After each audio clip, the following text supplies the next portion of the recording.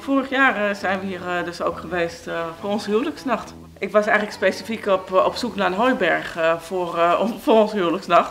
Omdat het leven al ingewikkeld genoeg is. En ik het ook wel heel leuk vond om met een boerenzoon te trouwen. Dat is ontstaan doordat we met bannenfeestjes begonnen binnen. En die band die bad een soort in het heer. En toen weer er zien die zei, kunnen wij net in het heer sliepen? En toen zei mijn vrouw, nee, ze zei, het is geen hotel.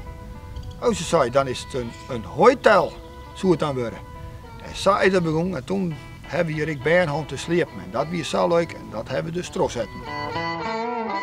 Als je uit een middelgrote stad komt, een kleine stad, dan is het altijd drukker. En ook als je daar woont en werkt, dan zit je toch altijd in de drukte.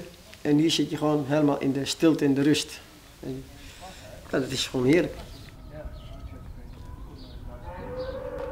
Ze moeten natuurlijk wel hun eigen sleepzak meenemen en een kersen en een handdoek.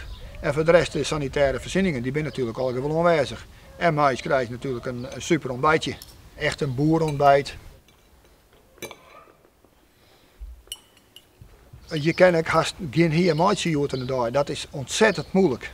En dat is om twee redenen. Ten eerste moet het heel snel wond worden. Het moet eigenlijk een dag, 4 of 5, dan moet het van het land houden, want dan bloedt het mooi grien.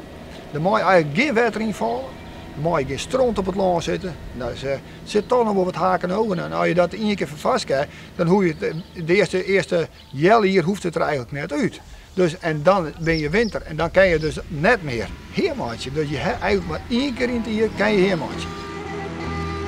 Dan gaat de hele laag eruit, uit het heertel, alles wordt eruit halen en dan komt er een hele laag nijspul in. En dan roept het vreselijk lekker. Op dat moment vind ik het heerlijk. Dan moet ik zelf ook over in het heer sliepen. Ja? Ja, ik sliep er dan wel even een nachtje in. Dat vind ik gewoon, maar de hond maakt dan even mais. Schitterend. Hoe is het dan, zo'n bruidsnacht in het hooi?